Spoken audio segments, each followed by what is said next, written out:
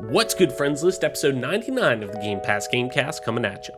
Microsoft's acquisition of Bethesda remains one of the biggest moves within the games industry, with Xbox looking to be the home of some of gaming's biggest franchises, including The Elder Scrolls, Fallout, Doom, and more. But one of the biggest questions surrounding the move has remained somewhat up in the air. Are Bethesda titles truly exclusive to Xbox platforms? Well, it looks like we may finally have confirmation for at least their next title, Starfield. So, this week, we discussed the reported exclusivity for Starfield on Xbox platforms and what the future looks like for Bethesda with this news. Does the 2022 release date logically make more sense for the title than the disputed rumor of 2021? How does this play into the future of tentpole franchises like The Elder Scrolls and Fallout? We set the stage for what we could see from the Rockfield giant. Also, Jeff Keighley's Summer Games Fest is looking to start off the summer strong. Rambo and John McClane are coming to Call of Duty, and much, much more coming up on the newest jam-packed episode of the Gamecast. Now the fun begins.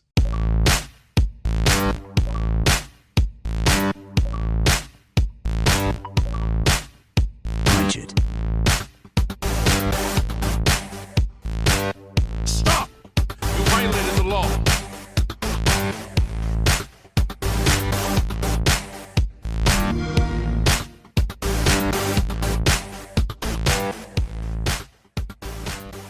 Welcome back to another episode of the Gamecast, your weekly go-to podcast for all things Xbox Game Pass, and PC gaming, including news, rumors, and conversation around those damn good video games. You can catch new episodes of the show when they drop each and every Friday morning on YouTube, Apple Podcasts, Google Podcasts, Spotify, SoundCloud, and all other major podcast services. So be sure to subscribe to us, rate us, review us, all that jazz that I tell you every week, the whole rigmarole. And follow us on Twitter at GPGC Podcast. Stay up to date with everything regarding our show, video games alike, and our dope giveaways. I'm your host, as always, Travis White, aka Travelus, on most internet platforms. Joining me, as always, my partner in crime, Mike P-Pack. Mike, what is good? What is going on? And what have you been playing this past fine week? This beautiful week in the Berg, at least. I don't know how it's been down in Virginia, but it's hot. It's sunny. It's fucking hot here too, and it's starting to piss me off a little bit. You know me, and I would imagine 99 episodes into this fucking show. One, that's pretty dope. And two, I would think by now the viewers know me. When it comes to the heat, and when it comes to the weather, I'm like all of us. If you're listening to this podcast, you're a fucking nerd like us, and you love sitting inside playing video games too. At the same time, we all love going outside, enjoying this nice weather and whatnot. If you know me by now, there's two things that really kind of... you know what? I don't even want to say two things. One thing that really pisses me off, and that's like heat and humidity. You know, I kind of combine those into one. So technically two things. You get the fucking deal, though. That if it's nice out, I fucking love it. And when I say nice, I'm talking, anywhere under 80 degrees. We're talking like 65 to 75 is that sweet spot. Anywhere in there, no humidity. No, like today, not a cloud in the sky, beautiful blue skies out today. Like, I'm all for that. But it's fucking 90 degrees here. No, we're done with that. I'm not, no, fuck that. But I would imagine in beautiful Virginia over in are you technically Metro DC area? No? I mean, it's pretty, you're right. It's pretty much. You're in the burbs, but. I'm like 35 miles south technically, but it's all pretty much it's like, I don't know how to explain it. It's one big metropolis. I don't know. It's just a big metro area. So kind of, yes. It's hot as shit today. I was outside, did some inline skating, went to a hockey rink. There's the Caps organization built a hockey rink in Fredericksburg. I went there, skated around a little bit. They actually have, how like the rinks around home have like sport court even outside? Mm-hmm. Yeah. I thought it was a little interesting because the rink here has like, it's kind of like it's almost like, it's almost, so some people might not be able to relate with this, but it's our show, so fuck you. It's basically the same surface as tennis courts, which people that know how to that inline skate or play hockey, like tennis courts are like orgasmic for inline wheels. Mm-hmm. It's just like so smooth compared to like concrete and even sport court. So I was thoroughly impressed with that and, just skated around a little bit. But while I was there, since I'm very much so out of skating shape for a lot of different reasons. One of them being like COVID and everything. And it's just taken me a while to like want to go outside and start getting into skating shape because I would like to join an adult league. While I was down there, it's pretty close to a driving range in Fredericksburg. So I also hit some golf balls. So I did a lot of cool sports ball stuff. But after that, because I actually started to like get kind of a little bit of a heat exhaustion because it's just like I'm out of shape. It's hot as shit. I'm not used to the heat. Here it's always sunny versus Pittsburgh. It's always gray and doom and gloom and poop out. But long story short, I did get some exercise in. Feel much better. Got some vitamin D. Don't keep your no horny. I'll bonk you to horny jail. I got some vitamin D, and I'm ready to rock and roll. But I also wanted to make something known. And you know what? Again, this is our podcast, so I don't give a shit that I'm already derailing the show. It's episode 99. I felt like we've been doing a pretty good job recently from being derailed, but I'm derailing it. I want to be known as Turd Ferguson from now on in this show. Ferguson. I'm identifying as Turd Ferguson. For real. Well, I want to be Turd Ferguson. Well, there we go. Turd Ferguson. I want to be named Spaghetti. No, I'm kidding. Because someone who's been on the show, I'm not naming names, changed your identity from Barry Hutthole. I just wanted to, let it be known that Turd Ferguson was a guy. He's a dude. But this is a whole long convoluted way of saying played a shit ton of Resident Evil. I played a shit ton of Halo with you guys.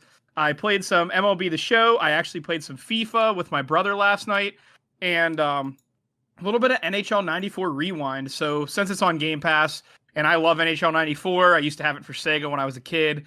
I've just been playing a little bit of that too. So mixing it up, but I have finished Resident Evil. So the spoiler cast is coming. Stay tuned for that in a different episode. But I need to beat the Valley of Shadows playthrough, so that's what I'm going to be starting here pretty soon. Am I going to stream the whole thing like I did my original playthrough? I don't know, but maybe you should come just drop a follow on my Twitch because you never know, you might get to see me dominate the Valley of Shadows playthrough also. Because like hardcore at first was pretty tough, but once I got used to it, I didn't struggle as much, And now I know the Castle Dimitrescu skip. I don't know if I'm going to use it in a normal playthrough, but I'm definitely going to start speedrunning it. But the gun you need to speedrun any percent and utilize that skip correctly is unlocked by beating the Valley of Shadows playthrough. It's the I forget what they call it. It's like the elephant gun. It's like a pistol. But anyway, that's what I've been up to. What have you been playing, Barry? I mean, Travis. Who? I don't know. Oh, that was weird. I don't know. Is that like a different?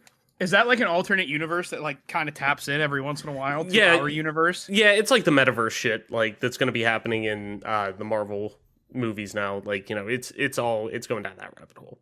Yeah, I feel like I know that name in a past life or something like that. Yeah, is anyone else like infinite timeline fanatics? Like, do you believe that there's like infinite amounts, like kind of like Rick and Morty type shit, where there's just like an infinite amount of universes, and we just happen to be in this one, but sometimes the other ones bleed through? I feel like that's what happens sometimes whenever Barry comes out of my mouth. I just feel like a different version of me is just like... It's like that Mandela effect. Like, you feel like you've been there before. You feel like that is a thing, and, it's so vivid in your mind, but I don't know, man.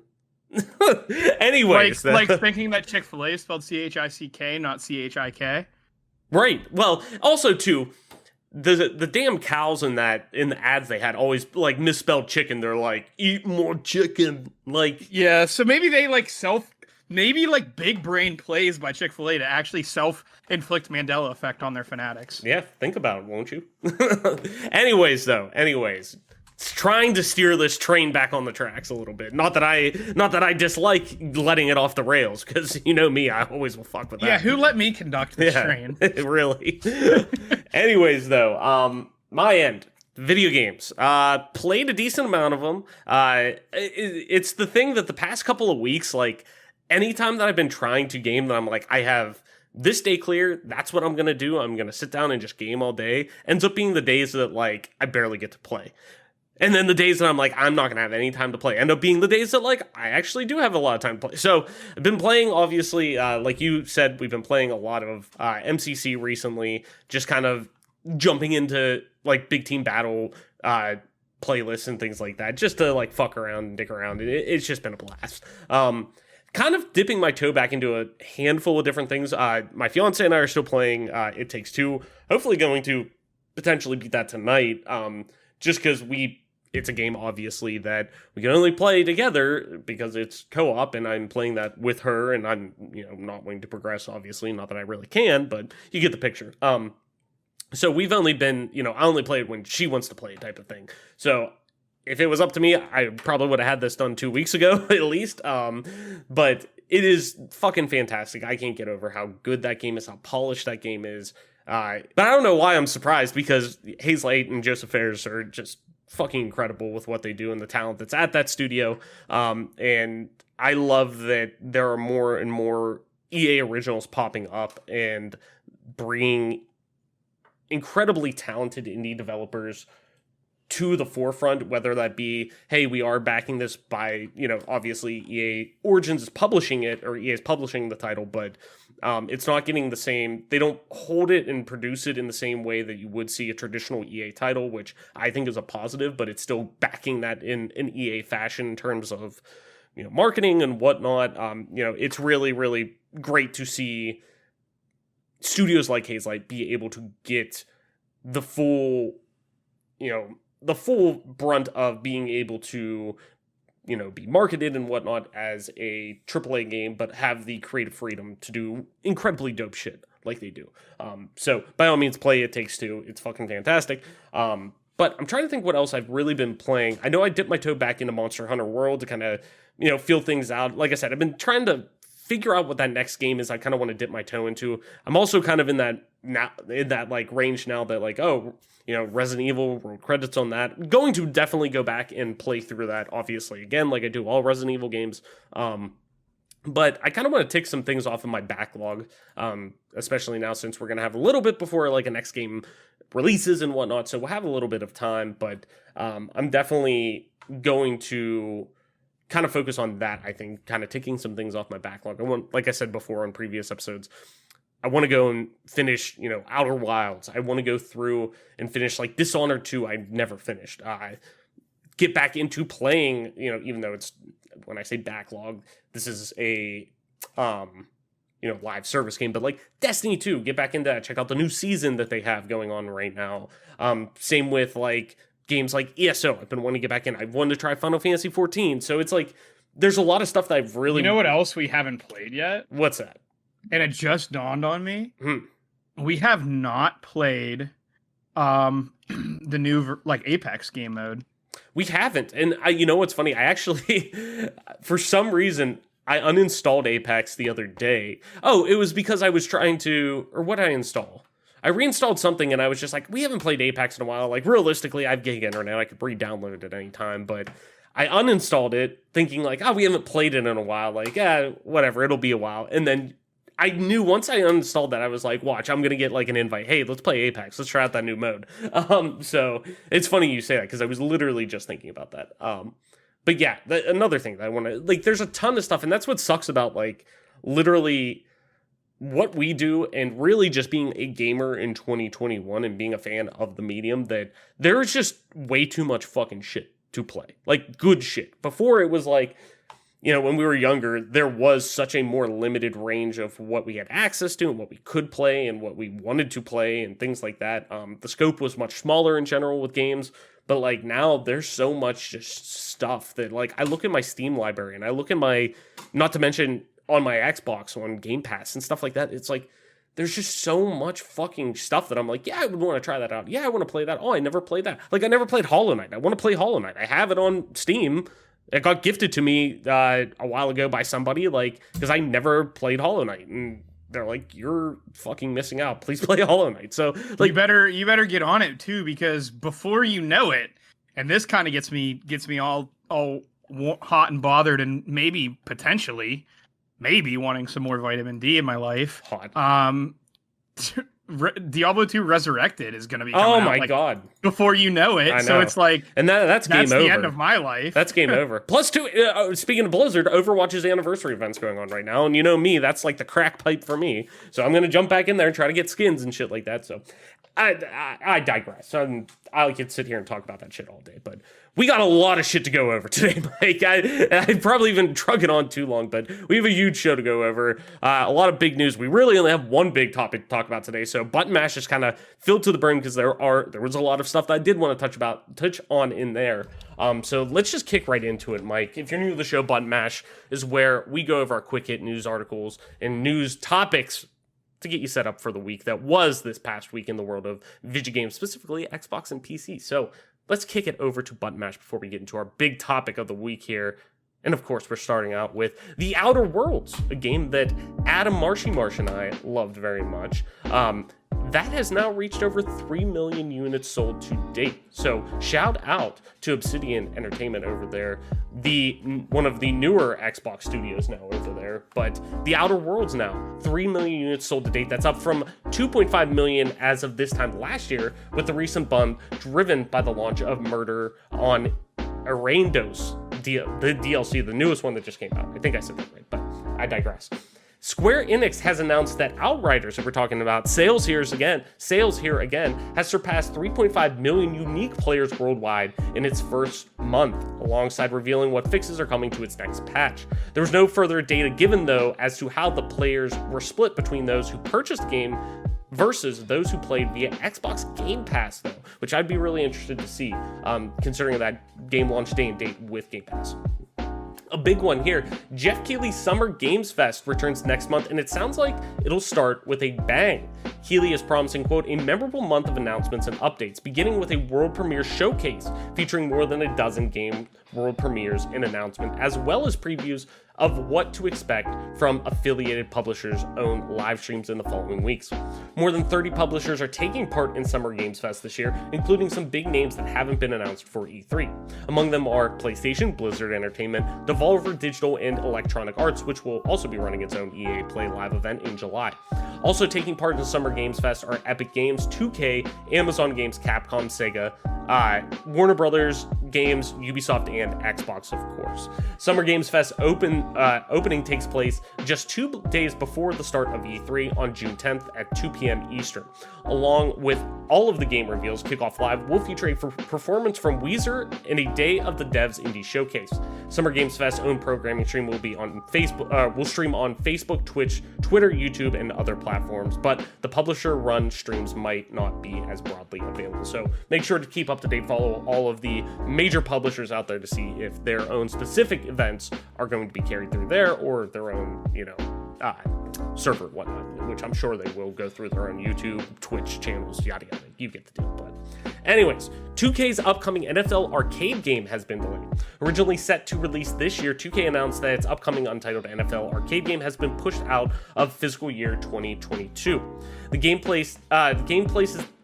This places the game. There we go, Travis. It's hard. Words sometimes. This places the game's release date to beyond March of next year.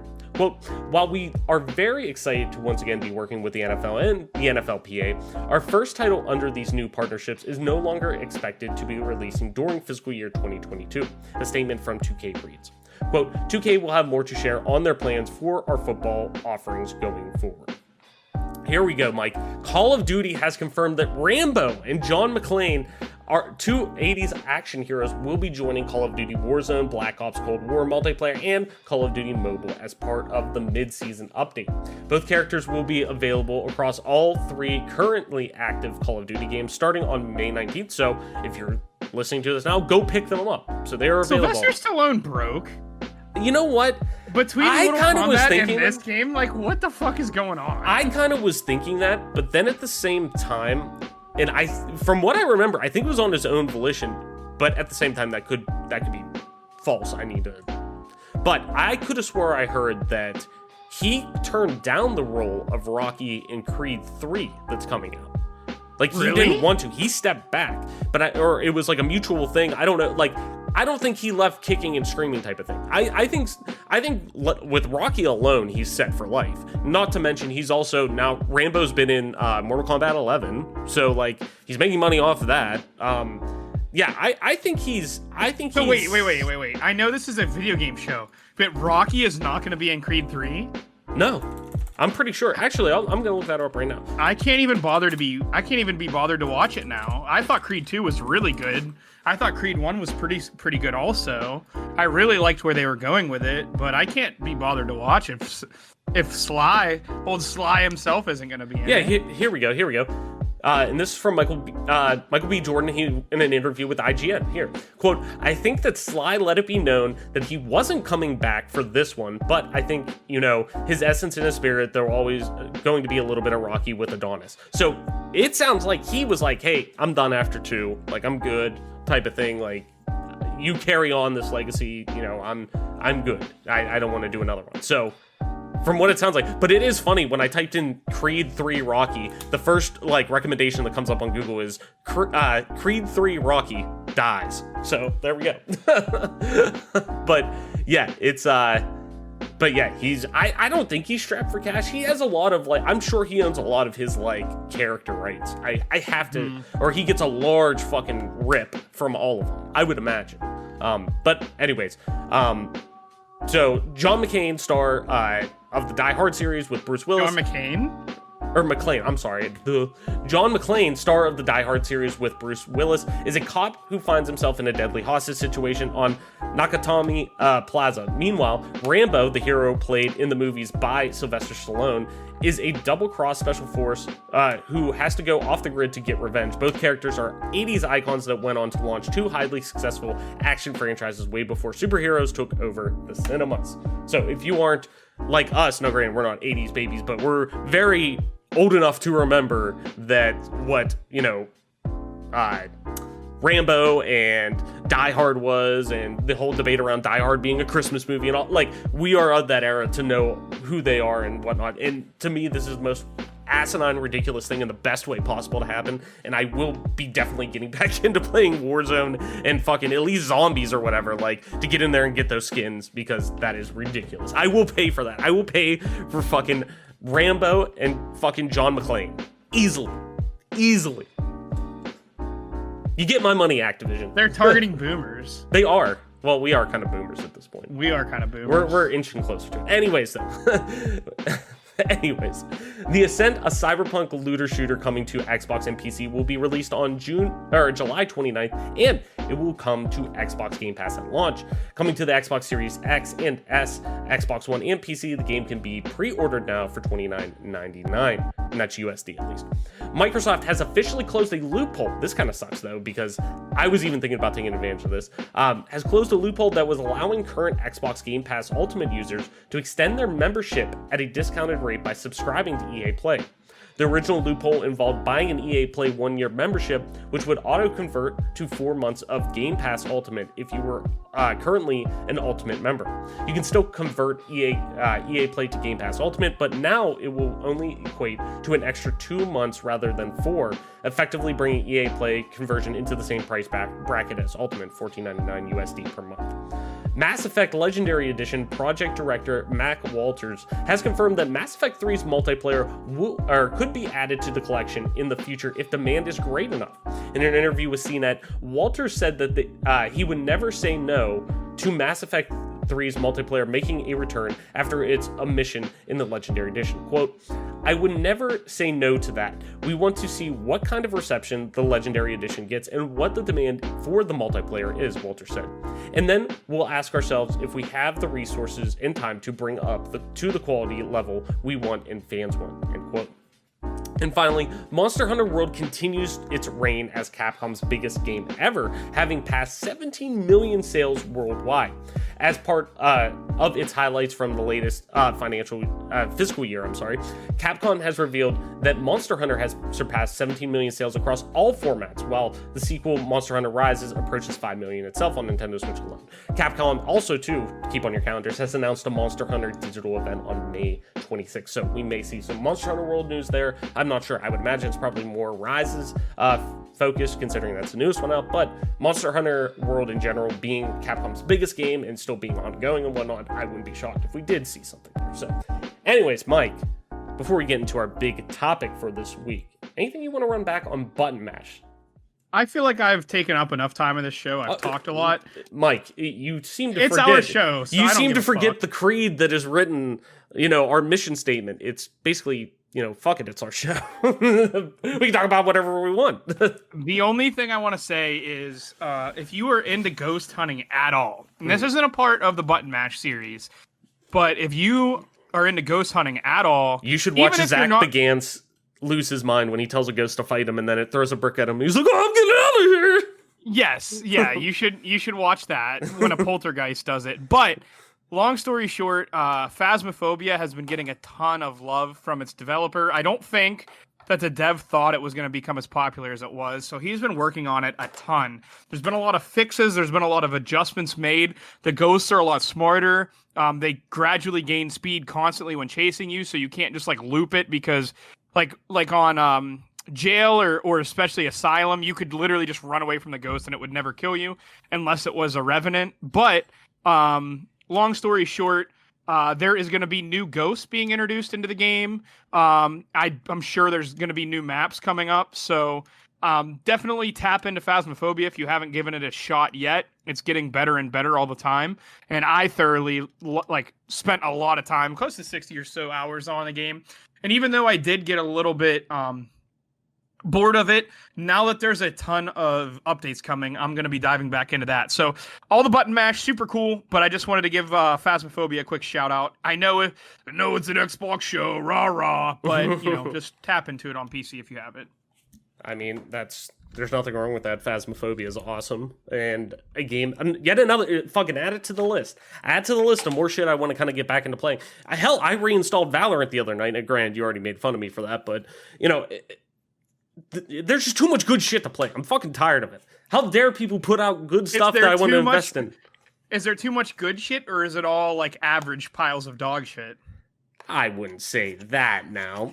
I mean, there is some bad stuff out there, yeah. But, I like to think that there's a lot of... I like to look at the glass half full, There's a lot of stuff there's a lot of stuff I'm either very interested in trying or have a vested interest in already and would like to go back to it. So, to me, that says a lot of good things about the industry right now. Yeah, there's some bleak parts of it, that's for sure, specifically on, I would say the industry side with a lot of shit going on. And some of the, maybe ideas that maybe should be left alone. But at the same time, I think there's some good shit out there. I definitely do.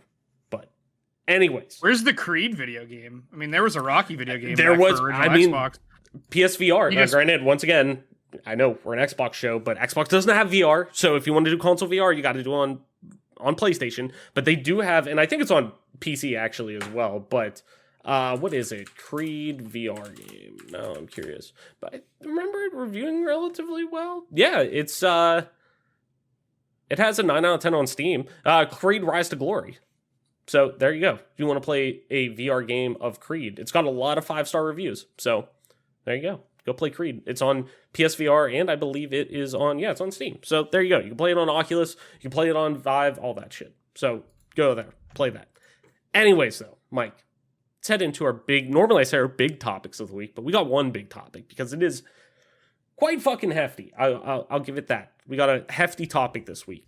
And it's about a little game called Starfield. And Starfield is making some waves right now in the world of Xbox, really in the industry at large right now, especially the console gaming sphere, because we already know it's a Bethesda game. It's coming to PC, obviously. But in terms of console, I think the big thing is we finally have our solidified answer of what the hell is happening with Starfield and really Bethesda at large with exclusivity. I think we finally, after so many shows of us talking about it, we might have our answer. And just maybe when Starfield is coming out, and I don't think a lot of it surprises people, but I think the reaction and what's going forward opens a lot more doors than it closes. So let's just jump into it.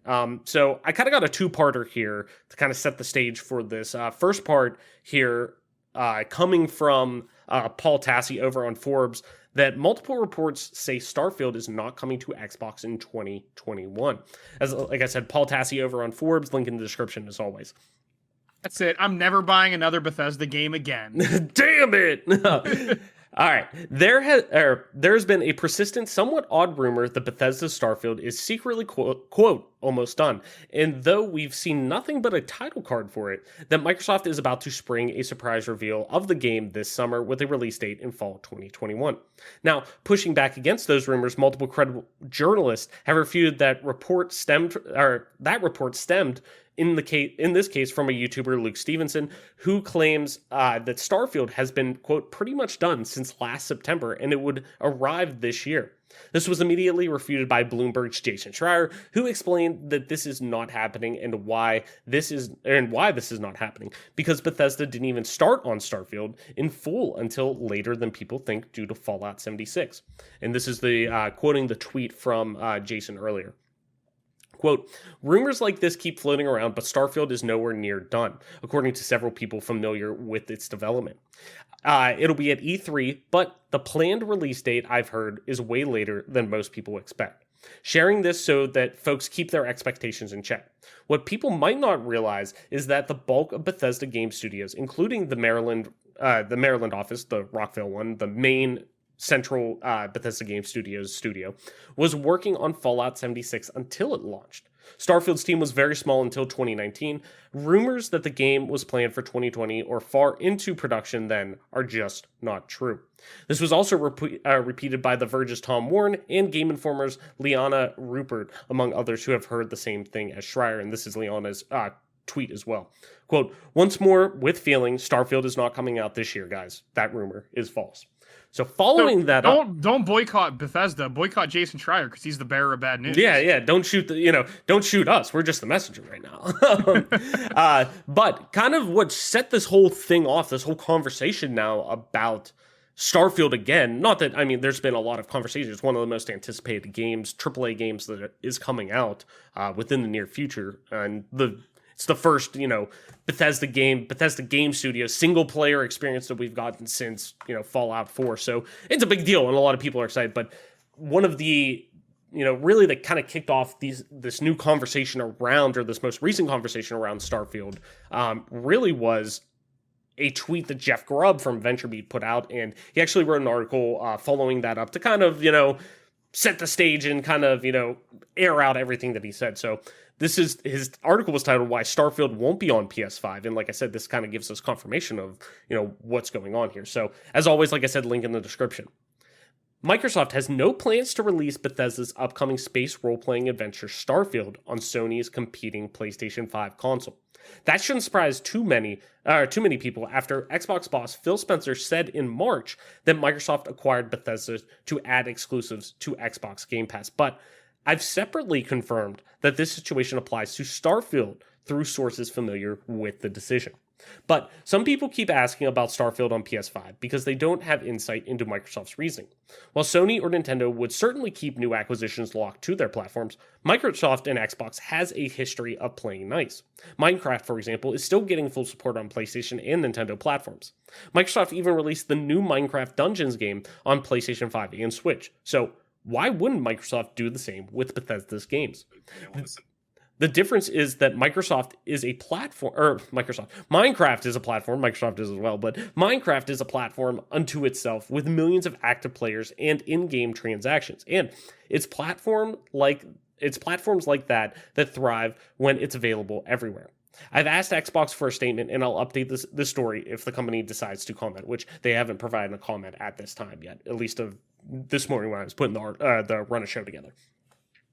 Microsoft likely did investigate what its financials would look like if it made Bethesda games exclusive or not. In the end, it chose exclusivity. And yes, that means it will miss out on money from sales on PlayStation 5. But the point is that Microsoft doesn't see that as losing money. It sees that as built-in marketing for Game Pass. And then it also expects to offset many of those costs by building a deeper relationship with more players who then go on to play and buy even more games on Xbox platforms. So yes, Starfield is exclusive. And I would predict that Xbox would make this call for the Elder Scrolls 6 and beyond. So, yeah. So, and just a few additional notes because from Jeff Grubbs, he does a game.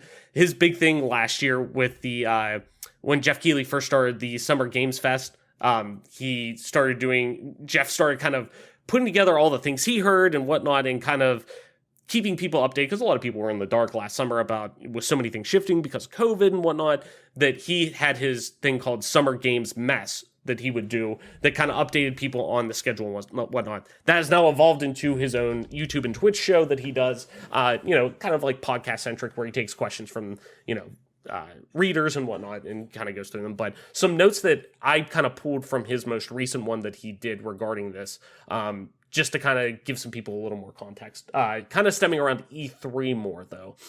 He does expect Starfield gameplay to be at E3, so that's right around the corner. The Xbox and Bethesda show has come together due to Bethesda wanting to hold some cards closer to their chest for later, like they do instead of reveals like Ghostwire 3 years before and less crunch and whatnot like that.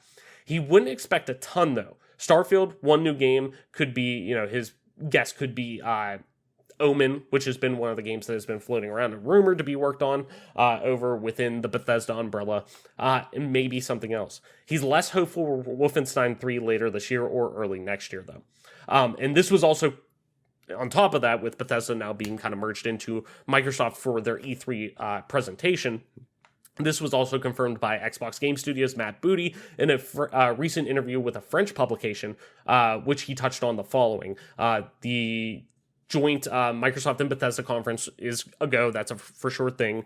The focus on Bethesda's new content in Game Pass from the day they are released. So kind of touching on a lot of different things like that and focusing in on, Microsoft doesn't necessarily want to touch Bethesda's publishing services. They want to kind of stay away from that. And that kind of goes back to Bethesda, the whole thing with Bethesda and them wanting to, saying, okay, we're good with selling our company, or, ZeniMax is good with selling, and they're good with, Bethesda being acquired with a partner that really let them kind of keep their own self-identity.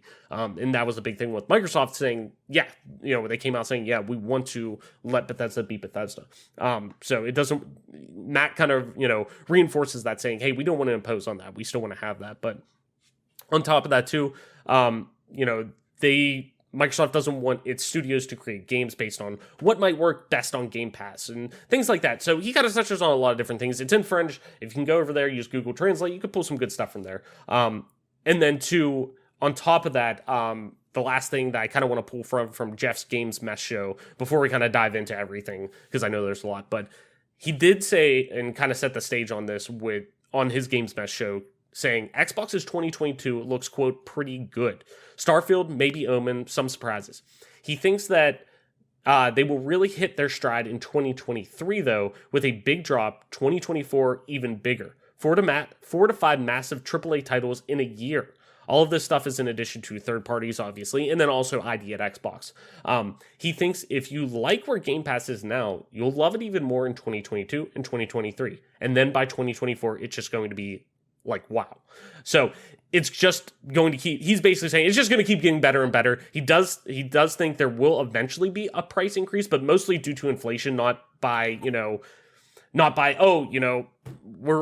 these games are more and more and more and more. Like, it's not just because, hey, we want to try to make more money. I think it'll be very minimal from what it sounds like, because of, which I didn't realize this. I thought it was more so in line with Netflix, but he says licensing with games really is much different from that, and it's much lower compared to Netflix that spends tens of thousands of dollars to get their license and new content and whatnot, that it's much lower within games, which is surprising, because with the increase in games and the increase in the amount of money invested in games, I would have thought that would have shot up by now. But So yeah, there's clearly a lot to unpack here, Mike. There's a ton that we have here. And I really think this caught people off guard a lot with how it was mentioned by Jeff and really kind of set this discussion across the industry in motion last Friday. And naturally it happened on Friday. It couldn't happen on Thursday when we recorded or whatnot.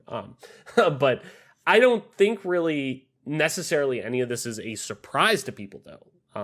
Anyone who's either paid attention to both Microsoft's acquisition with Bethesda or just Starfield's development in general. But I think now this opens up a bigger conversation about Bethesda, or surrounding Bethesda as a whole, and knowing that this basically confirms now all Bethesda titles, at least what you should imagine as you being, generic gamer, A, B, C, whatever you want to call yourself, you should expect, or you should at least have the mindset now to expect that Bethesda titles are exclusive to to Xbox and Game Pass. Obviously, if they're first party, they're coming to Game Pass. But to have that mindset now, to train your mind to think, kind of end that conversation of, and granted, we haven't gotten confirmation by Xbox. We haven't gotten confirmation from Microsoft or anything like that saying, hey, yes, for sure, Starfield is exclusive, this and that. Although we've had, Phil Spencer on a few different occasions saying like, hey, we didn't buy Bethesda. Like, he doesn't come out and say this, but he basically was saying, we didn't buy Bethesda to put them out on multiple consoles. We bought Bethesda to strengthen our lineup for our community and the people who invest in our ecosystem, to them to have the best, they have exclusive titles to play within our supported platforms. Like, he's been on record saying that. So it shouldn't come as a surprise, but I think this is just to train people to say, like, yes, Bethesda was once third party. Bethesda was once on everything.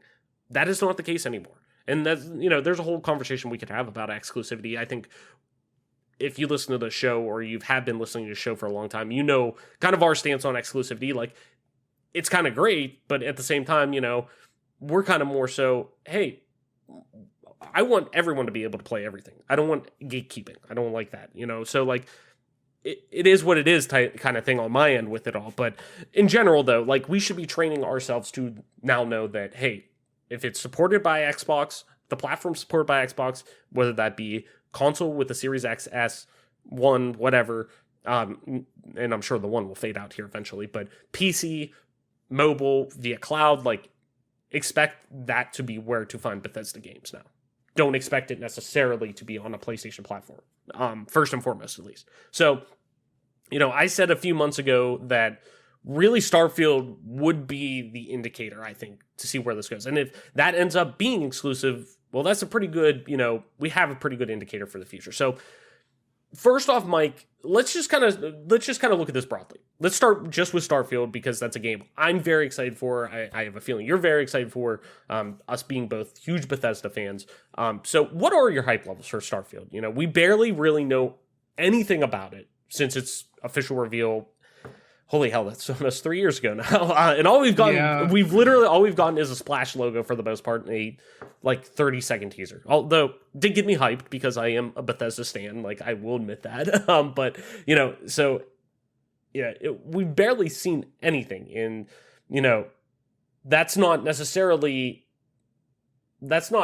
untrue. Like, traditionally, that kind of aligns with Bethesda, because they are very much, hey, we're keeping our cards close to the chest. We're not doing, we won't talk about it until this game's ready. Look at Fallout 4, look at Oblivion, look at, a lot of the stuff that Fallout 3, look at and Skyrim even too, kind of look at the trend of how they reveal their games and talk about it. It's usually hey, here's our game at E3. It's coming out 6 months later, and you don't know anything before E3 about this game officially. So, leaks happen and whatnot, but this isn't necessarily unheard of for them. But with more info kind of continuing to leak out, such as learning that it sounds like gameplay is leaning more towards a No Man's Sky experience than a space opera like Mass Effect right now, with everyone falling back in love with Mass Effect.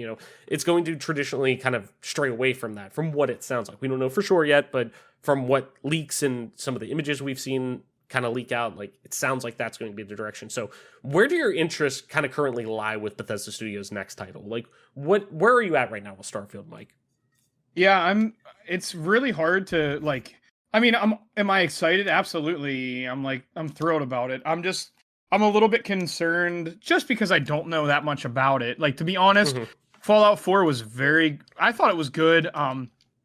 Was it a little bit lackluster compared to what I'm used to from Bethesda? Hmm. I think it'd be safe to say that. Like, it's not no disrespect intended. I mean, I still enjoyed it for a certain amount of time, but I do feel like compared to what we're used to from Bethesda, it was a little soft.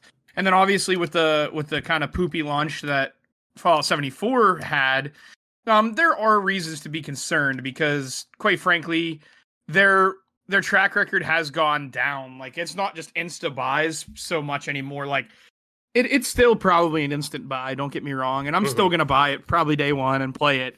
But it's not as like don't even look at it and buy it type thing. Like, Bethesda for a while was on the list of like Bethesda dropped the game. I'm not even looking at what it is. I don't care what it's about. It could be about fucking zoo, like zoo yeah. animals in a zoo. Like, Blind they're gonna faith. find a way. And I mean, Yeah. like, I still am kind of like that to a degree with them. Granted, like, now that they've expanded so much more into the publishing realm, and, granted, now it's all under Microsoft, but looking at Bethesda, the entity, like, there are some games like Doom and stuff that I still instantly buy, but, from their publishing end, but there are some games I'm like, oh, I'm interesting. I'm going to wait on that, though. I'm going to, like, I don't, just because it's expanded, but I'm even still relatively like that with, like, I'm like you. I know when this game, like, granted, and I'll let you continue, but, like, I'm like you.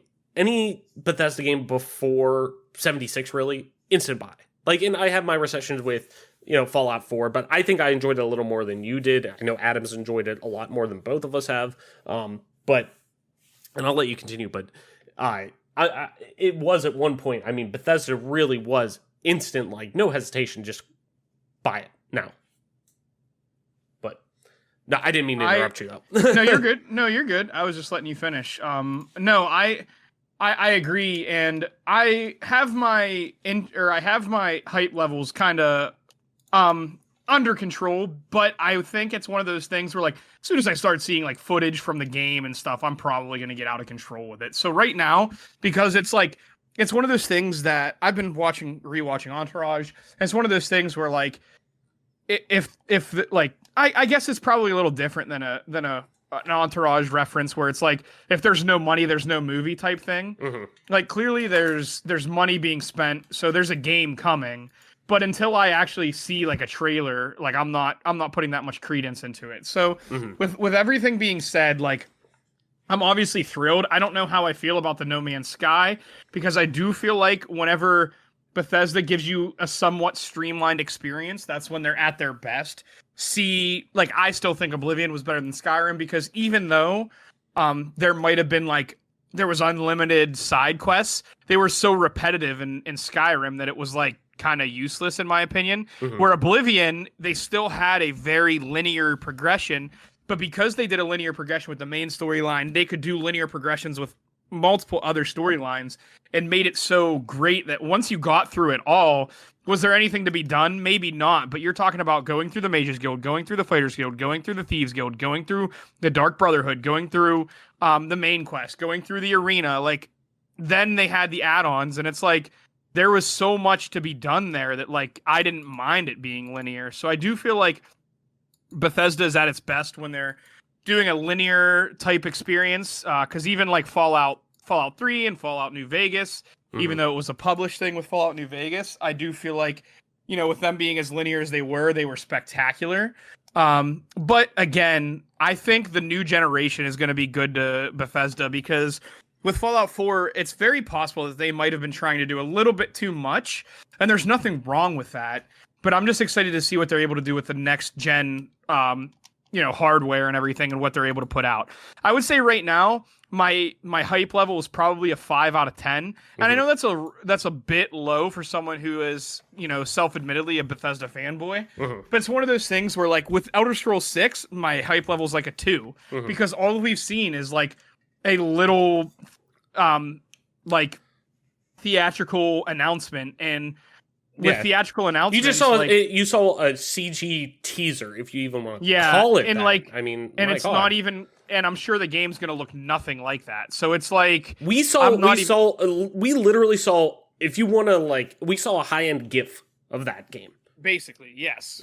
Like, and it's like, until I actually see what the game's going to offer me, I'm not that excited, which is the same with Starfield. Now, obviously, it might be best for them to strike while the iron's hot, and like everyone is super into Mass Effect again, like you said, so maybe it'd be a good time to kind of be like, oh yeah, by the way, here's a little info about Starfield. But, you know, it is what it is. It's different times, so maybe they're going to be able to do something really special, and I think they will. With Todd Howard being a little bit more, I feel like he's going to be more invigorated. I feel like the entire team over there after the stinker that Fallout 76 was. So I'm super excited to see what they come up with. I'm sure it's going to be tremendous. And, you know, we're going to be experiencing this, and probably not till 2022, which is okay with me, because Elder Scrolls 6 probably isn't coming out until 2030. So hold that thought, because we're definitely going to talk about that in a little bit. But no, I completely understand the hesitation around everyone's hype with Starfield, and I'm not against that mindset by any means. I'm kind of like in line with that, because all we do know is that I don't know how well I click with No Man's Sky, because I haven't put a ton of time into No Man's Sky. Now, granted, who knows? And I fully imagine it's not going to be a carbon copy of No Man's Sky or anything like that. It's just a very open-ended adventure to go on, to play No Man's Sky. But I think with the storytelling and the narrative, the narrative importance Bethesda has put on their titles in the past, I would be shocked if they still, there's going to be an element of this. There's going to be an element of, it is an RPG, so there's going to be elements of actual storytelling and immersion and things like that. Like, it's not going to be a carbon cut version of No Man's Sky, which not that it would be bad if it was, but, I think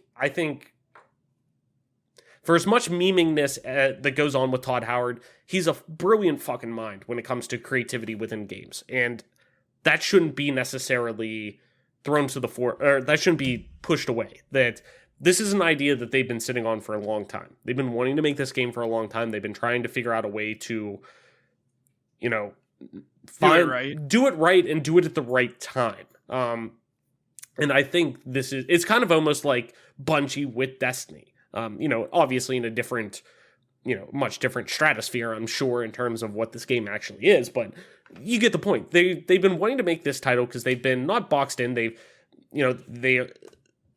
Bethesda was known for making Elder Scrolls, at least early on, and then Todd came in, started working on the game with Morrowind, and then, Morrowind really kicked up the mass populace in terms of, popularity with the franchise, with casual users, with them striking the deal with Microsoft to bring it to Xbox on console. And, so it really kind of, they've been kind of boxed in a little bit, because after Elder Scrolls, they were able to secure the Fallout license. They were able to buy the Fallout IP from Interplay. So, like,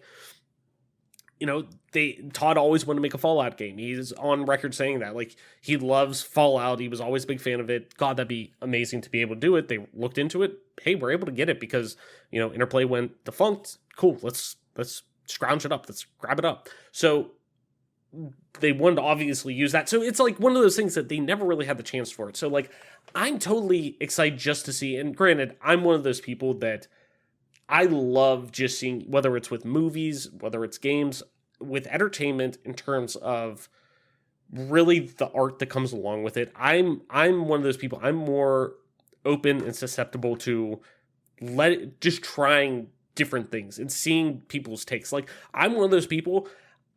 I don't care if a movie's made 50 different times, I'm a huge comic fan. I grew up adoring Batman. There's been 50 fucking billion Batmans now. But you know what? I'm open for seeing new things, because maybe it's just because I've grown up on comics and stuff like that, that there were 60 billion different, runs of Batman with different iterations of the character. Like, I'm open to seeing people's iterations of things. Art is interpretive, and it's meant to be evolved on and things like that. And I usually have that mindset with games specifically that, hey, it might not look like it's for me. That doesn't mean I don't want to try it, or at least see what it's about, or see that, hey, that may not be for me, but it's still a good thing. So, like, I'm open for really whatever they want to give me. Like you said, we're both big Bethesda fans. I still, we talk about one of the best experiences in gaming I've ever had, and I know we've kind of talked about it on the show, but the first time you step out of the Imperial sewers, like, in Oblivion, is a magical experience. The first time I ever played Morrowind, stepping off the ship, is a magical experience. Like, these games that they make, the worlds that they make, the first time that you come out of, the first time you emerge in Fallout 3 is a magical experience. The first, and I still think it is, even though, it wasn't the experience I necessarily wanted, but still enjoyed it very much. Coming out of the vault in Fallout 4, like, the way they present that is incredible. Like, they know how, nobody, in my mind at least, nobody has been able to find the secret sauce to open world Western RPGs like Bethesda have, in terms of their environments, in terms of your interaction with the world. CD Projekt Red has come really, really close. But I think The Witcher in general is such a different RPG than Bethesda. I mean, you are much more, there's no customization really with that and whatnot. You're being told Geralt's story, you control how it goes. And there's nothing wrong with that, because I fucking adore The Witcher 3. So, like, at the same time, though, I'm just so interested to see where this goes. Like, my hype level, me personally, I'm at like a 7 or 8, and it's only going to go up more. Like, it's going to be an instant buy for me. Oh, 2 here also to add to the conversation, just because it's just popped up while I was talking. Bethesda has now confirmed, Microsoft and Bethesda have both confirmed basically that they will be, from what it looks like, they have confirmed, like, yes, the Bethesda and Microsoft conferences for E3 will be conjoined. So it looks like it's good to go. But yeah, so my hype for Starfield is very, very high. But at the same time, I also do have my reservations how this is going to go and whatnot. But I'm more, as I get older, I'm more and more open to just trying new experiences and getting, interested in different experiences. And like I said, it's a Bethesda game, so I'm going to try it. I still have that sort of blind faith when it comes to Bethesda Game Studios, developed games. I think you'd be crazy not to. Right. Oh, 100%. Completely agree. So kind of jumping over to the next thing, whether the game is ready or not in 2021, would it even logically make sense for Starfield to drop in 2021? Like, does it logically make more sense, I should say, I guess, for Starfield to drop in 2022 when you look at Xbox's potential holiday 2021? Obviously, we have Halo Infinite that's coming out at the end of this year. That's their big release currently right now that we know of, at least. But, could releasing 2 major AAA first-party titles within the same quarter of the year potentially harm sales and focus for one or the other, or hell, even both? We've kind of seen it happen before with EA releasing Titanfall 2 and Battlefield 1 in a very short window between each other, and really only now is Titanfall 2 kind of getting the attention it really deserves, because that single-player campaign is fucking fantastic, and also, too, the multiplayer is fun as hell, too. But, does it make more sense just logistically when it comes to being able to roll out all of, your titles and keep a continuous flow of attention to everything Xbox to release Starfield in 2022 compared to 2021? Yeah, I think, like, everything you just said makes a whole lot of sense. And the question being, does it make a whole lot of sense? I don't think it would, because you pretty much painted the picture for everyone. And I just want to reiterate, like, it doesn't make a whole lot of sense for a Microsoft first-party studio to compete directly with another one, especially when a game like Starfield, a game like Starfield could take away from Halo or vice versa. It would probably be the other way around. But if it's going to be ready in 2021, which is, like, fine, it will be ready in March of 2022. Like, you'll be able to maybe do a little bit more Q&A, do some other stuff like that. So why are you in a hurry to get a game out when Halo is coming out? Or supposedly, because part of me still thinks that there might be a chance that Halo misses this year, but that's me being a little bit cynical, if you will. I'm obviously hoping it makes it out, but if Halo truly is coming out, it doesn't make a whole lot of sense. Bethesda will get a few extra months to really polish some things off and get some things in the works, because it seems like it's even more common nowadays for studios to get a game ready to roll, and then basically after they get this game ready to roll, which is terrific, you know, they have DLC basically ready to rock on day one. Mm-hmm. So even if the game's ready and like you really don't need to do anything else to it, you can just start working on DLC pretty much immediately and give people some more reason to buy, because you could even release it and have like a $90 version that gives you DLC day one or something goofy. Like, there's a lot of stuff that you can do with a game if you just take your time and get it out and don't compete with another studio. It just doesn't make a whole lot of sense to compete with potentially the biggest game in Xbox history. Hopefully, you know, there's a lot going on with Halo, and, you know, directly competing against it just doesn't seem like, you know, something that you should do. Mm-hmm. And it doesn't make a whole lot of sense. No, and I agree. And granted, too, like, there's not going to be a lot of times, and outside of, you know, marketing things and whatnot, we're talking about a buffer of, you know, there's maybe a couple weeks or a month or something that sometimes, hey, we're gonna delay the game a month or whatever just to make sure, they'll say for polish or whatnot. Yeah, to flush it out a little bit, give it a little space to get a little more marketing through on it and whatnot. That's different from, I could never, if a game's ready in, you know, 2021, if it is ready for a November release, 2021, it's been, you know, the game wouldn't be sitting on the game and just polishing the game from September on, like in a playable, hey, it went gold in, you know, September of last year. The game would be out if that's the case. Nobody's holding that, because that's dollars lost, realistically. Nobody's holding a game that long, especially if we're talking about a large-scale AAA game. The millions of dollars that's already been, you know, dumped into this game since, you know, September of last year, you know, up until then. If you're saying, oh, they basically been holding it, and they're going to hold it for a year more. The amount of money that's spent on manpower there alone is asinine. Like, no business would ever do that. Like, if they're trying to get a product out like that, that's just, it wouldn't happen. It just wouldn't happen. The cost wouldn't be eaten that much. So the whole fact of just thinking about Starfield coming out in 2021, it's been sat on, like, that rumor kind of debunks itself to begin with, because we would have heard much more about the game and it wouldn't have been held that long for cost alone. Whether you got Microsoft money or not, that's just not a logical thing to do. So, you know, it alone makes much more sense to move this game, or to have this game in 2022, because, one, I fully believe the game is not ready to launch and it's not coming out until 2022. I fully envision this game, you know, I've heard some things, some of the people I've talked to and some of the sources I've seen and whatnot have been hearing, hey, you know, it's coming Q1 2022.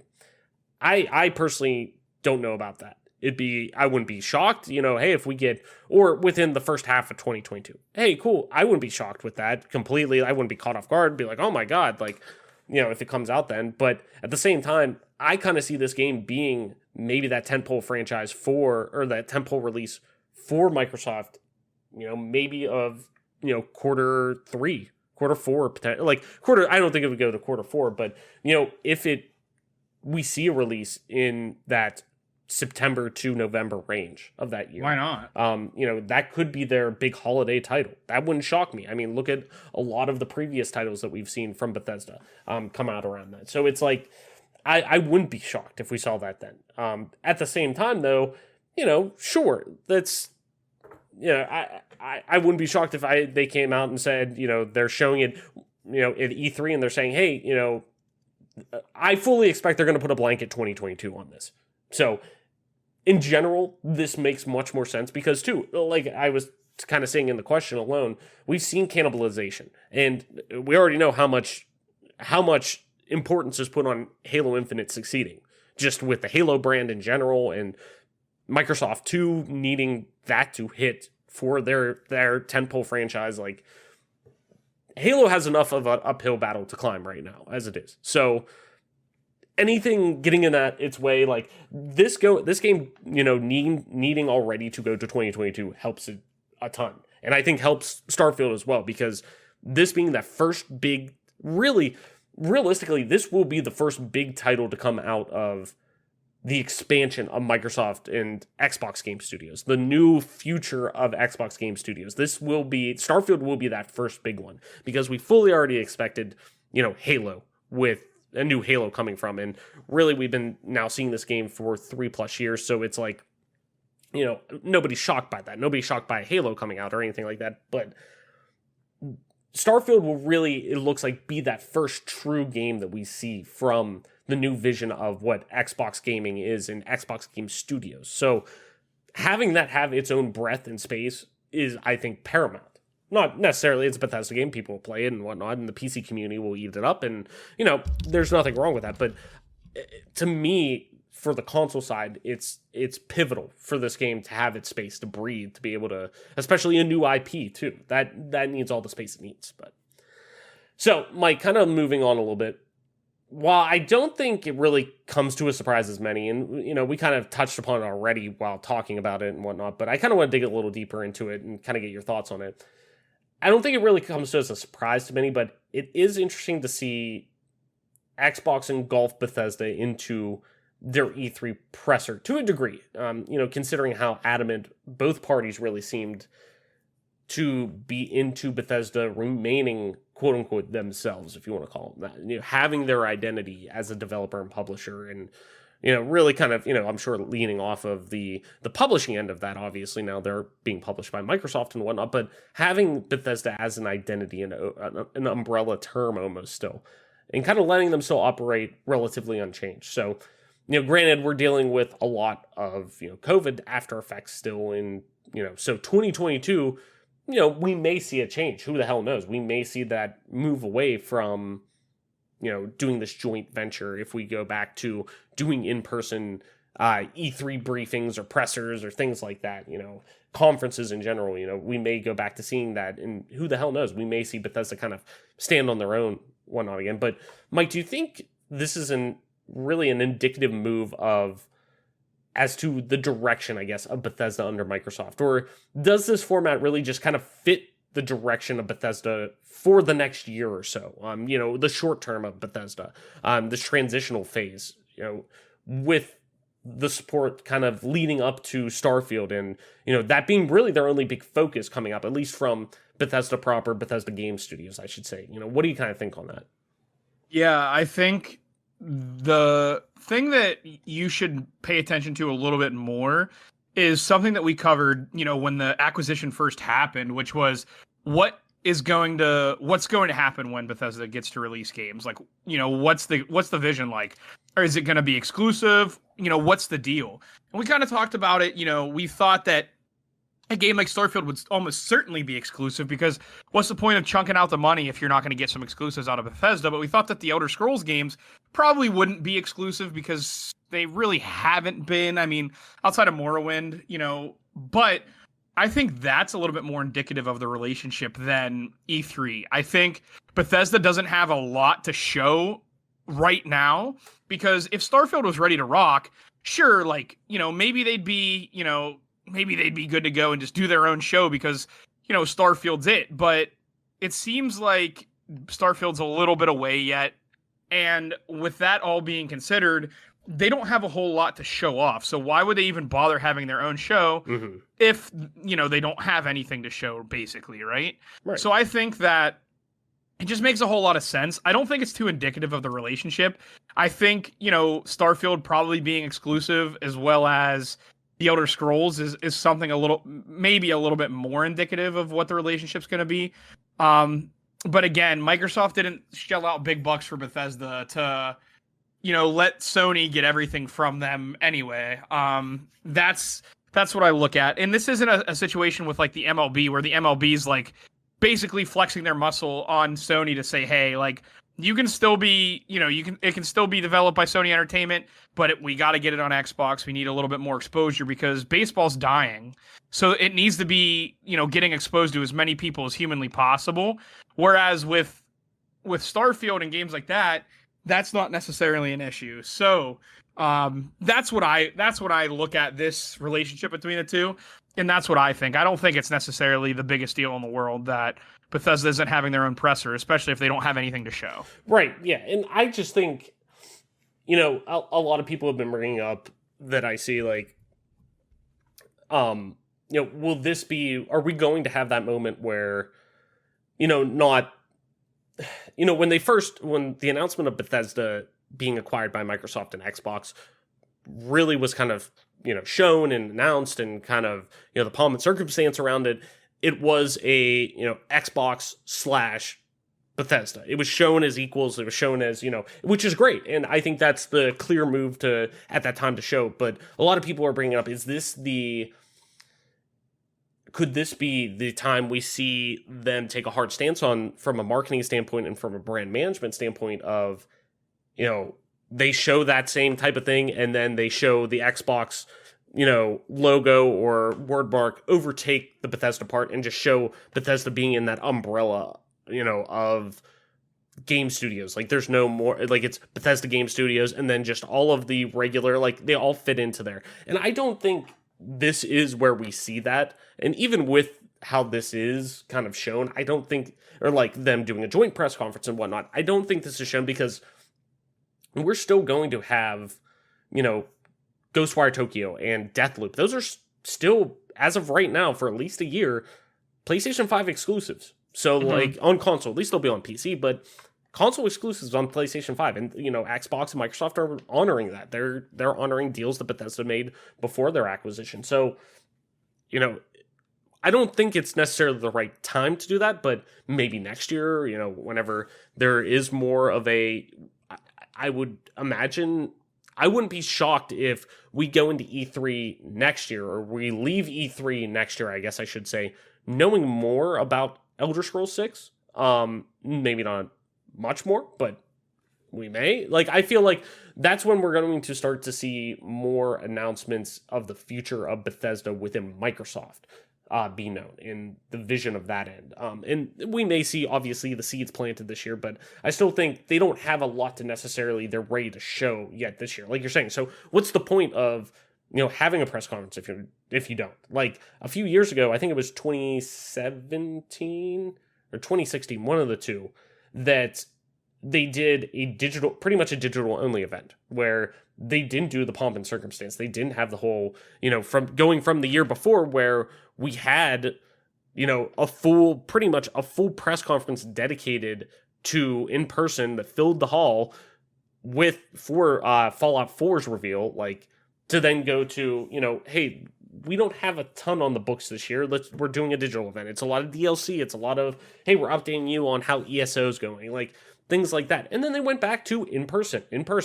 So, like, yeah, it makes sense. And last year with COVID and everything like that, it did make sense to do one again. It didn't even make sense to do a digital one, because they just weren't in that position to be like, yeah, this makes sense to do. So they didn't have anything. This year, they do have stuff, clearly, because, like I usually say, where there's smoke, there's fire, and there's a lot of smoke around Starfield right now.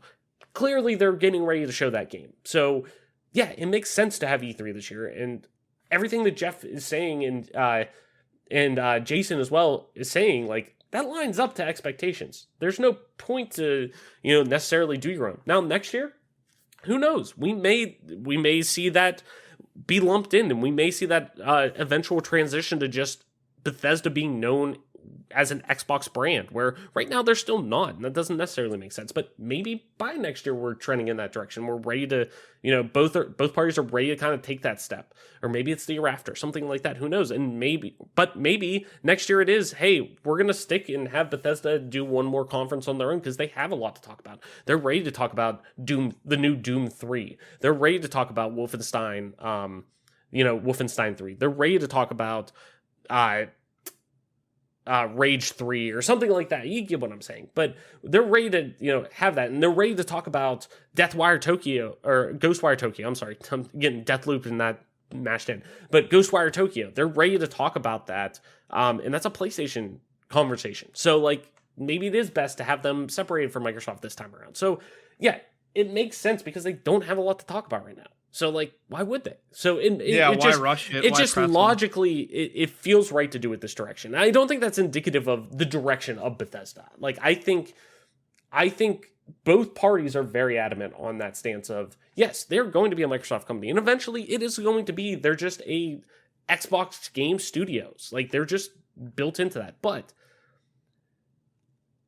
I definitely think both are very, very, very transparent and truthful when they're saying we want to keep things the way they kind of operations for Bethesda the way they were, because there is a reason why Bethesda is so popular and so successful with what they've done in gaming for so long. And it's because they do things very differently than a lot of AAA studios. They are very, up until recently, and I feel that dynamic has changed a little bit now that they are acquired by Microsoft, which is kind of backwards thinking, but they've had that very mom and pop, like, not big business feel of them. And it's weird that I feel much more that they're trending back towards that now being within a big business.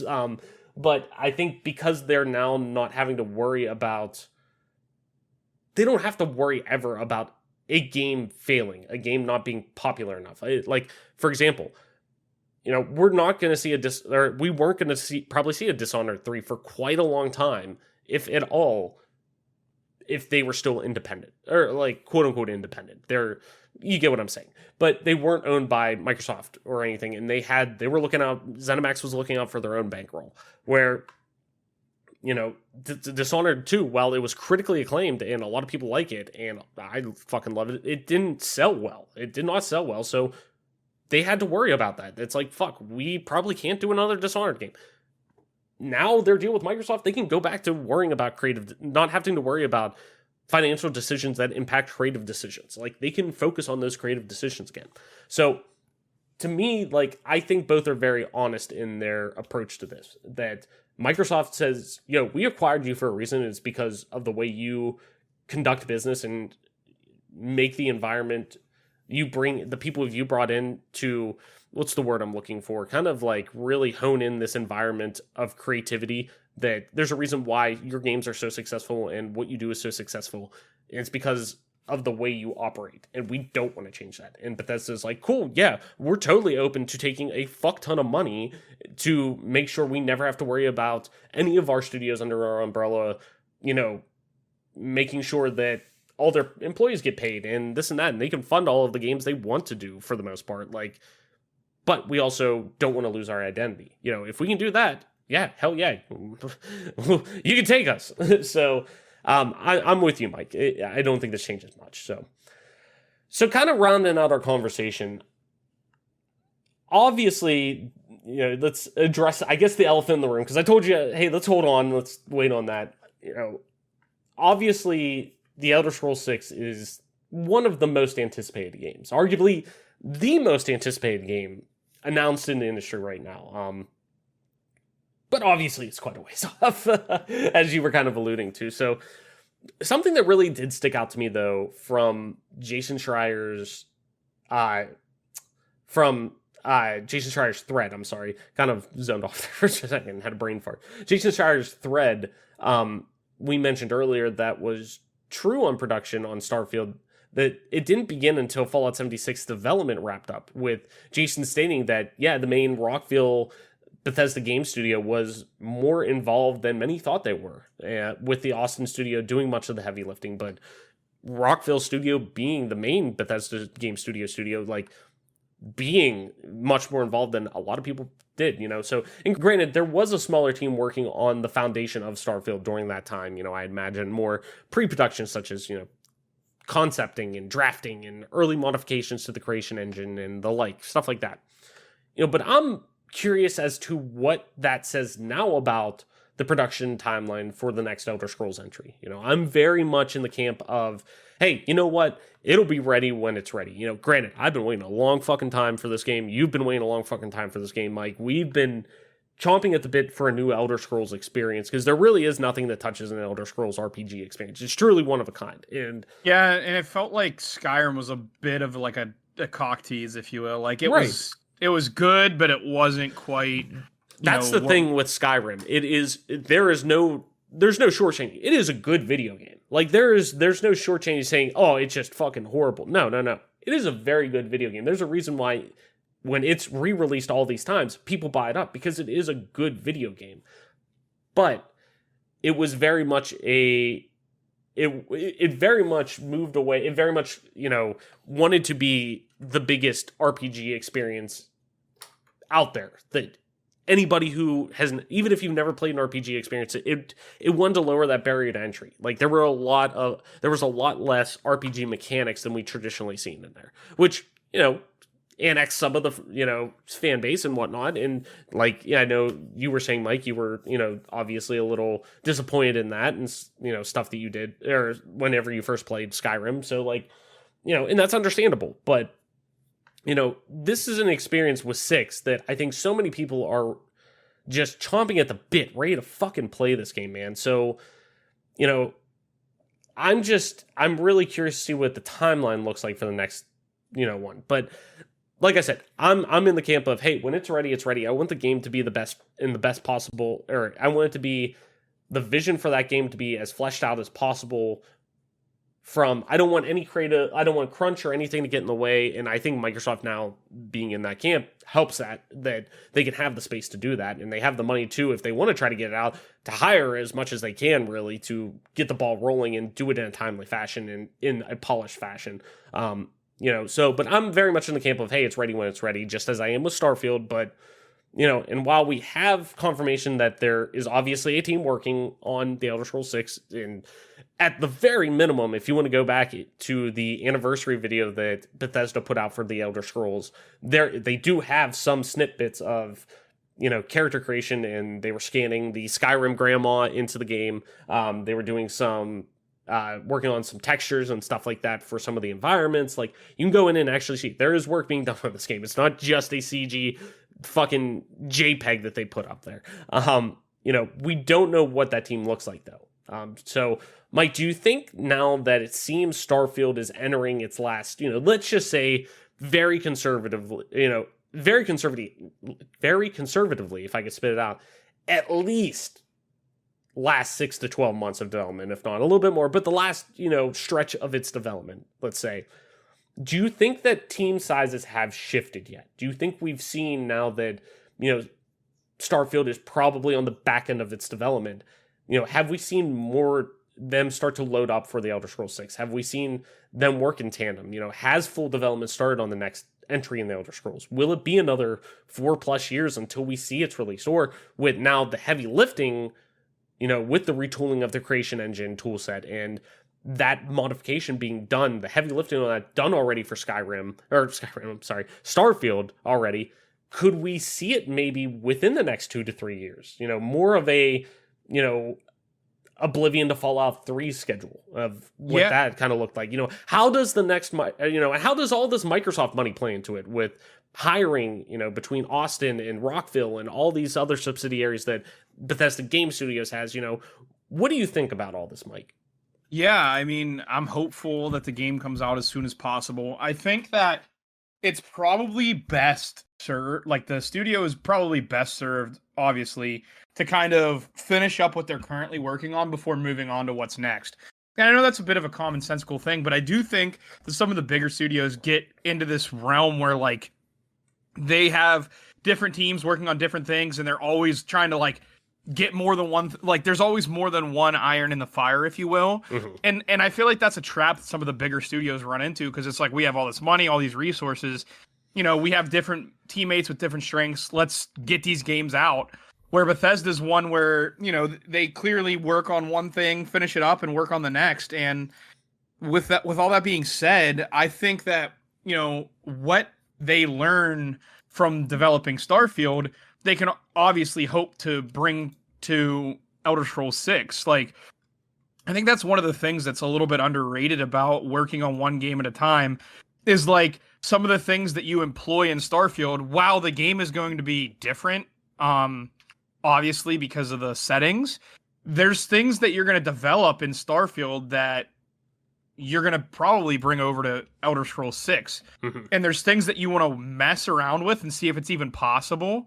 And when you have a game built like Starfield, you have the opportunity to be like, well, even though Elder Scrolls is probably going to be on a little bit of a different engine and things of that nature, you're going to be able to like kind of just test it and see like if something like that would actually work. And I think that's one of the best things, is like kind of getting like the plug and chug method that people employ in math with some problems, or whenever you get the opportunity to just like error, like, you just correct different errors, and you get to the chance to employ things. And then if it doesn't work out, you just say, okay, well then we can adjust it or we can fix it. And then what's going to work coming down the aisle for Elder Scrolls 6, because whenever you're coming out with a ton of new technology, with the graphics cards and everything that are coming out, and then you have the different games that are coming out on different engines. There's a lot of stuff. There's a lot of moving parts, and with a new console generation, there's a lot of different capabilities the console can do and can't do. And sinking your teeth into a game like Starfield, well, obviously I'm not saying like, oh, totally just scrap the idea of Starfield. Who gives a shit if it's a good game or not? Like, that's not what I'm trying to say. What I'm trying to say is, like, Starfield's a massive undertaking, but Elder Scrolls 6 is a game that people have been waiting years for. Right. And not that people haven't been waiting years for Starfield or an experience like it, but it just feels like, there's a lot on the line for a new Elder Scrolls. Like, it's a game that people have been wanting for a very long time. And I'm just curious to see what they come out with. And making a game like Starfield first just seems to make sense, because anything that works for Starfield or whatever might work for the Elder Scrolls and vice versa. Yeah, and realistically, you got to think too, from that standpoint, in a roundabout way, it's a less. Now, normally, new IPs are a riskier play. It's you don't know what you're going to get out of it. But in that mindset, you could say that it's a less risky play, that you could kind of use Starfield as that testing bed. That, yeah, we're going to expect that, I don't think it's ridiculous, because it could go either way, obviously, but I don't think it's ridiculously like unheard of to think that, hey, a new IP isn't going to sell as much as an established one. So, maybe we can try some tinkering with this tool set that we're making for the creation engine, or, how this works with this version. We have a little time where our bread and butter is going to be the Elder Scrolls. That's what we know people have been clamoring for. They know that they could put that out. They've known that they could put that out at any point. That could be their next game that we can do. We can roll right from Skyrim into Elder Scrolls 6 if we really want to. We could say fuck Fallout and go right into that, but they didn't, obviously, because they know Fallout sells a ton too. But point being that they know that Elder Scrolls is their bread and butter. That's what they're known for. They know, and Skyrim has now become one of the most successful games of all time. That it's like, you're going to have the casual community in there. You're going to have, people who don't really game, who know about Skyrim. They've heard of Skyrim. My parents have heard of Skyrim. Like, It's just one of those things that people have heard about in pop culture. It's just a pop culture thing now that, they don't necessarily need to know about Bethesda or the Elder Scrolls. They've heard of Skyrim. So, things like that are going to carry that, where you could try to take some liberties with the, creation engine and whatnot. And there's a reason why developers hold on to these engines for so long. I mean, hell, look at Halo. I mean, realistically, the Slip Space engine is the first engine within Halo that's been used in Halo since the original engine that was used back developing it for the original Xbox. There's a reason why. That tool set, it evolves. There's, obviously iterations and upgrades to it done and whatnot, but, people who don't necessarily know how that technology works think of an engine is kind of just this, oh, there's an engine made for each game that comes out and this and that and yada yada, and it's the reason why, like, a lot of people with Bethesda, a lot of people are like, oh, it's buggy because the engine, and they need a new engine and this and that. And it's like, maybe on a minor level, some of those things might play into it because you are, depending on what version it is and whatnot, but no, that's not necessarily right. They're developing a game that is so broad in its scale. It's also being developed across a myriad of consoles and different pieces of technology, and it has to be able to work on all of those. That's where you get into more of the issues at hand. It's not necessarily the engine's fault, but, it's stuff it's a Starfield like that, where you could look into and take this engine that people have been using for so long and upgrade it and figure it out, and, be able to try those things that you've been working on to that engine to see if they work, and then take that, okay, we've learned this, and we've been able to obviously update it as we go with Starfield, that cool, we took our chances with the new IP. Hey, it hit, it was great, people liked it. Let's carry some of those aspects that we've had in that engine, or things we've learned with that, into Elder Scrolls. And I think them already having the engine done, the modifications done to it, and them being on record, I believe it was Todd Howard saying on record, like, this is the biggest modification we've done in any version of our game engine ever before to sustain it moving into the next generation, where our games can evolve and do things that we've never thought before were achievable. So, obviously that's really good to hear. But, I think on that end, and especially too, once again, look back at Halo and them making the slipspace engine for minimum 2 years alone. That's all they worked on, was the engine. They were creating a brand new engine from the ground up. Now, if it was even remotely, a half of that for what they did with the creation engine and upgrading that for the next gen, I mean, you got to think, alone on development for that, that's a year in itself, at least, if not more. So moving, taking that equation out of starting from scratch with that game, like, yeah, you're looking at like cutting off a nice chunk of time. We could potentially see, by 2024, the next Elder Scrolls. Like, that wouldn't necessarily shock me. Like, I think this game it's not in full development, I don't think, but I think the basis of this game is, they have a good understanding of where this game's at. There's a reason why that this game hasn't come out in such a long time. One, obviously, because Skyrim sells a shit ton, and they've had other projects they want to work on, and this and that Elder Scrolls is already established, and this and that. They're able to go to that and go to that well at any point, and they know that. But at the same time, there's a reason why, and the idea for this game has been there for a long time, and I'm sure of it. A lot of people think, oh, it's going to be High Rock, it's going to be Redfall, and a lot of those lore aspects line up. There's a reason why, and there's a reason why that they've waited to make this game for a long time, because what they want to do with this game is probably going to be pretty transformative in now a world where there's a sea of RPGs out there that you can go and grab at any point, because we're talking about the franchise that really, truly changed the way that we look at RPGs from both console specifically, but also in general in the Western portion of the world. Like, we look at, there are games out there, most RPGs that have come out since then, in terms of the format that, that they're in, that look like the Elder Scrolls, is because there's a reason why, because they were influenced by the Elder Scrolls. The Elder Scrolls, especially when it comes to, I would say, Morrowind, really set the trend of first-person RPGs, fantasy RPGs at least, for sure, within, the console sphere, especially. Like,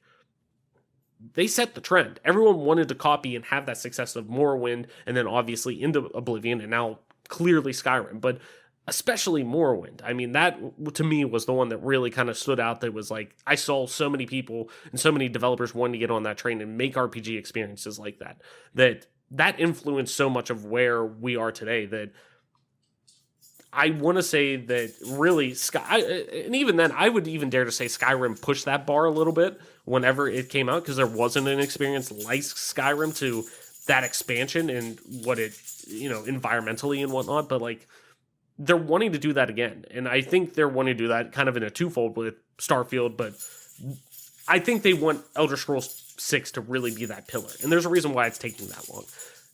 But I wouldn't be shocked if we also get it in 2024 or 2025 at the latest. Like, I think I wouldn't be shocked. I think that's a reasonable thing to ask, especially too, we're looking at a 14-year gap between games at that point.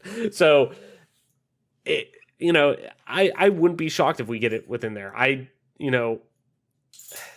It's crazy to think that we haven't had a game in that long. Saying that out loud, like, we're going to be looking at a 15-year, almost a 15-year gap between games. It's like, and really, you got since Skyrim launched, you had Fallout 4, then you had Fallout 76, and you'll have Starfield. So you have 3 games between that. And realistically, one was a massive flop for the most part. That it's like, So even remove that, because I think a lot of people aren't going to look at 76 that much. They're going to let that be that dark period, but it's just crazy to think about that. It's so crazy to think about we're going to be on the 10-year anniversary of Skyrim and the last true Elder Scrolls experience that we've gotten. Traditional Elder Scrolls experience, I guess I should say. But I'm very excited for that game. I'm very excited for Starfield. I'm very excited for the future of Bethesda, especially under Microsoft. And I just feel like it all makes sense right now.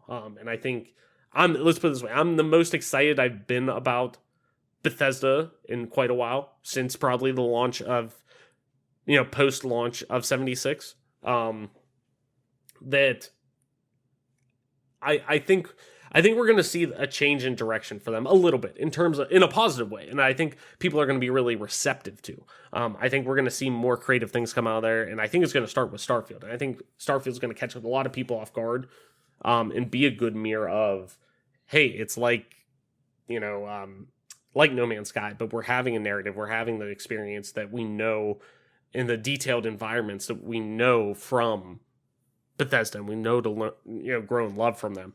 So, and when it comes to Elder Scrolls, I just think there's a reason why we've waited this long. And I think now that they've had that time to really kind of bolster that creation engine and evolve it to move forward, because I mean, I'll be honest, I did feel a little bit of the strain that seeing what it had at that point by the time, Fallout 4 came out. So it was needed, and I definitely think now that they're going to be in a better place. But if they were able to do that heavy lifting with Starfield, and that's why we haven't seen much of it, and that's why we haven't really, we're waiting to see, what comes next from them, because, they probably spent a year or two updating that engine to get it where it needs to go. Cool. I'm ready to see, I think that's going to fast track a lot of things moving forward, and we're going to hear a lot more from Bethesda proper on what they're going to do. And especially now under Microsoft, where they can hire when they need to, and they don't have to worry about games necessarily flopping. They could focus on what they do best, and that's making these creative, unique experiences within RPGs specifically. So, Mike, we talked a lot today. We talked a lot about Bethesda, and we talked a lot about Starfield. So I think that kind of wraps up our conversation on that end.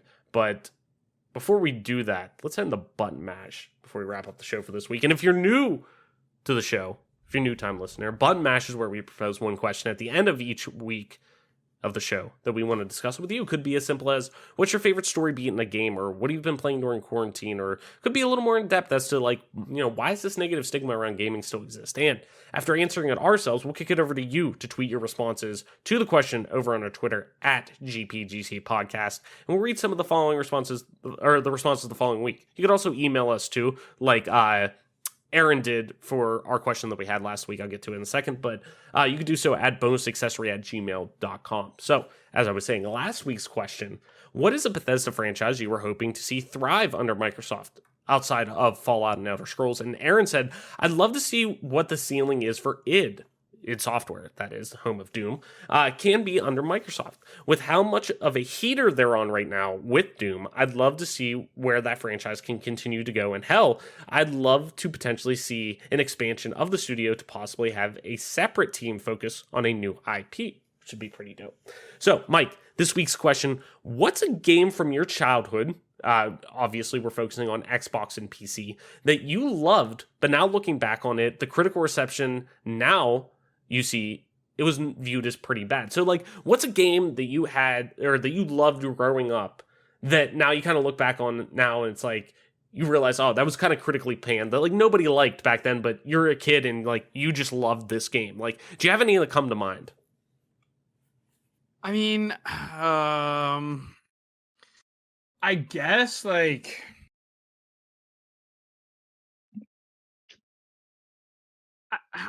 I don't know.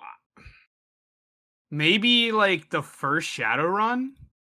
Oh, you mean the 2007 one? Yeah, the one that was the first person shooter.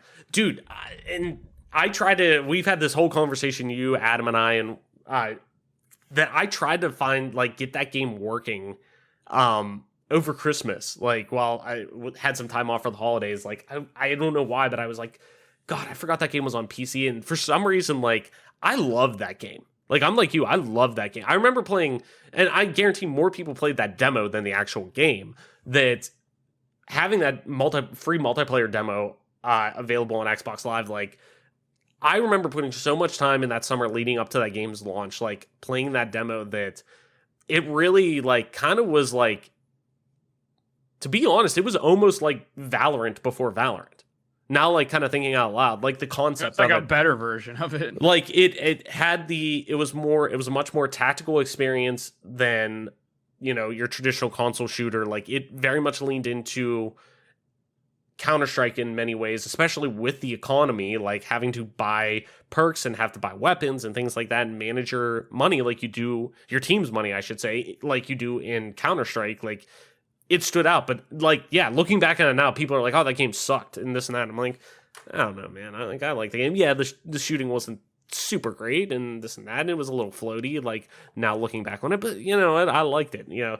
So I'm right there with you. I like that one. I like that pick too. One that comes to mind, and, like, I know you'll like it, because I know you and Adam had played it a long time ago too, but the fucking Lord of the Rings Fellowship game.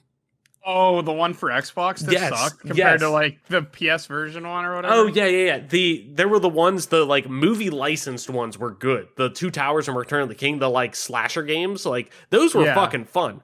But yes, the Fellowship of the Ring one that wasn't movie focused, it was like the Tolkien, like, estate, like, put it out under his thing. Like, it was much more book focused, but yeah, the one where you had to, like, I remember wanting that game. Was the first section the one where, like, you had to get you had the ring? Yes. And then there were all, like, the Dark Knight. I forget what they were called. The ring race. Yes. You had to sneak out of the Shire. It was so fucking hard.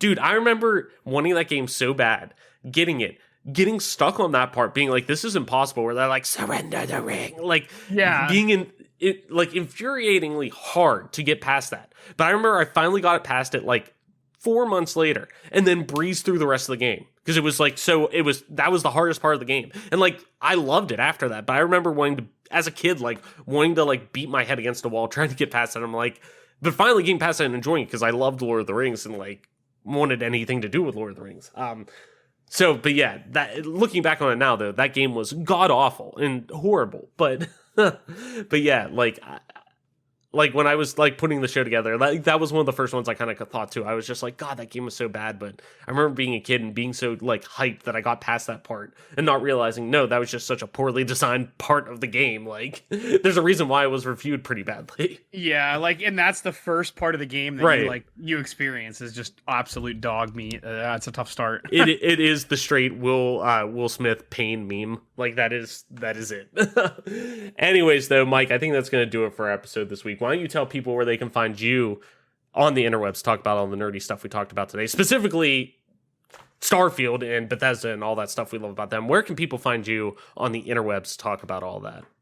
You can find me on Twitter at TOYSXLDIER.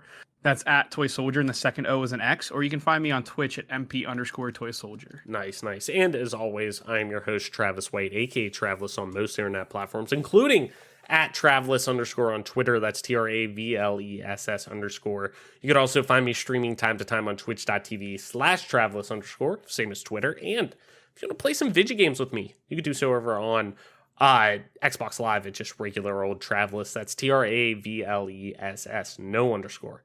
And this, ladies and gentlemen, has been your newest episode of the Game Pass Gamecast, your weekly go-to podcast for all things Xbox Game Pass, and PC gaming, including news, rumors, and conversation around them damn good video games. You can catch new episodes of the show when they drop each and every Friday morning on YouTube, Apple Podcasts, Google Podcasts, Spotify, SoundCloud, and all other major podcast services. So be sure to subscribe to us, rate us, review us, all that jazz that I tell you every week wherever you get a podcast at, and follow us on Twitter at GPGC Podcast. Stay up to date with everything regarding the show, video games like, and our dope giveaways. Mike, that's going to do it for our episode this week. Thank you everyone so much for listening, sharing, and being a part of our growing community. Game on, wash your hands, listen to the doctors. Black Lives Matter, and we will see you next week.